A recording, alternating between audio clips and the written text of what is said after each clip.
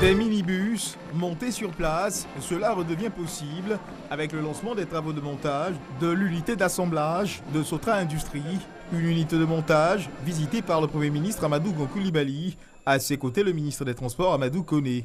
Dans le cadre de l'amélioration des capacités opérationnelles de la Sotra, Société des Transports abidjanais, le chef de l'État Alassane Ouattara a décidé de doter cette entreprise de 2000 autobus neufs dans l'intervalle de 2016 à 2020.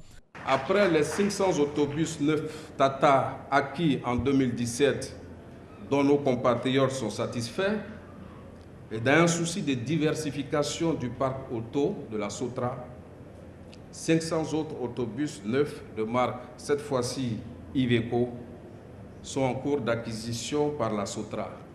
Nous lançons les travaux pour l'installation à Abidjan dans Sotra Industrie de notre première unité de production de minibus. La deuxième phase consistera non seulement à produire donc ces minibus, mais à produire également des minibus spécifiques dédiés au transport froid, camions frigorifiques. L'entreprise de transport, elle, se dit prête à relever les défis à venir. Monsieur le Premier ministre, face à ces efforts déployés par le gouvernement au profit de la Sotra, je voudrais prendre l'engagement ici et solennellement d'œuvrer avec vigueur et détermination à assurer la bonne marche de la société en vue d'assurer pleinement le rôle qui lui est assigné. Toutes ces actions engagées par le gouvernement ont pour objectif d'améliorer la mobilité des Ivoiriens, avec en perspective la création de nouveaux emplois. Source d'emploi pour les jeunes, il aura donc un impact social et économique très fort. Mesdames et messieurs, la Côte d'Ivoire, notre pays, est en train de renouer avec les grandes réalisations depuis 7 ans, sous la haute égide du président Alassane Ouattara. L'investissement initial nouveau de Iveco est d'environ 500 millions de francs CFA pour la première phase et dotera l'unité industrielle d'une capacité de production de 500 véhicules par an. L'aspect environnemental de cet accord entre la Sotra et Iveco prévoit l'utilisation du gaz naturel comme énergie pour une partie des autobus afin d'honorer les engagements de la Côte d'Ivoire à la COP21 et contribuer à la protection de l'environnement avec la réduction de l'émission des gaz à effet de serre. Cet endroit tenait lieu de cuisine et de réfectoire pour les marins ivoiriens. C'était le 12 octobre 2017, lors de la première visite du ministre d'État, ministre de la Défense Ahmed Bakayoko à la base navale d'Abidjan. Cette cuisine fait aujourd'hui place à une autre ultramoderne, telle que promise par Ahmed Bakayoko. Bâtie sur une superficie de 641 m², la nouvelle cuisine ultramoderne de la Marine nationale logée à la base navale d'Abidjan a été mise en service par le ministre d'État, ministre de la Défense Ahmed Bakayoko. Elle comprend une zone de restauration de 500 places assises, pouvant admettre 600 repas par jour. Elle vient donc améliorer les conditions de vie et de travail des marins. Les marins me chargent de vous dire qu'ils sont heureux.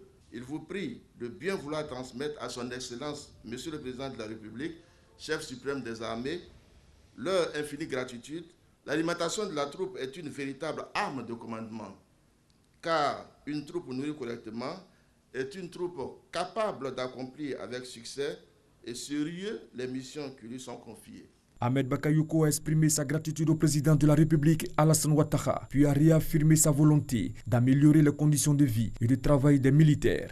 Cela me donne l'occasion, en votre nom à tous, de dire notre profonde gratitude à son Excellence, Monsieur le Président de la République, qui a été sensible à notre plaidoyer et qui a dégagé une enveloppe spécifique pour la construction de 10 cuisines modernes afin d'améliorer les conditions de vie et de travail de tous nos soldats.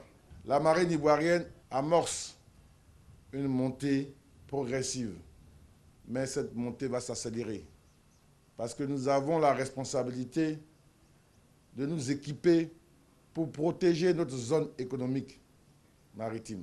L'inauguration de cette cuisine ultramoderne s'inscrit dans le cadre d'un programme d'urgence de réhabilitation, de construction et d'équipement de cuisine dans les casernes de Côte d'Ivoire. Au quartier général de l'URD, Soumaïla Cissé a convoqué la presse. Il a été crédité de 17,8% des voix contre 41,42% pour le président sortant. Le chef de l'opposition dénonce des résultats, selon lui, ni sincères ni crédibles. Ce sont des résultats de la fraude, d'un bourrage honteux des urnes en faveur du président de la République sortant. Ce sont des résultats manipulés. Nous ne les accepterons pas. Soumaïla Cissé n'a pas encore fait savoir s'il déposerait un recours devant la Cour constitutionnelle. Mais il appelle les candidats éliminés à une nouvelle mobilisation pour former un large front démocratique. Parmi eux notamment Aliou Boubacar Diallo et Cheikh Modibo Diarra, arrivés 3e et 4e du scrutin. Du côté du président sortant Ibrahim Boubacar Keïta, on affiche sa sérénité. C'est une belle première victoire, mais elle n'est pas que seule mienne. Cette victoire, c'est la victoire du Mali qui avance. Vous m'avez placé sur orbite. Pour vous, avec vous, pour nos enfants, les générations à venir, je dois aller encore plus loin. Le second tour aura lieu le 12 août prochain. Ibrahim Boubacar Keïta enregistre déjà un nouveau soutien. La seule femme candidate, Djeneba Ndiaye, s'est ralliée au président malien. Elle a refusé l'appel de l'opposition.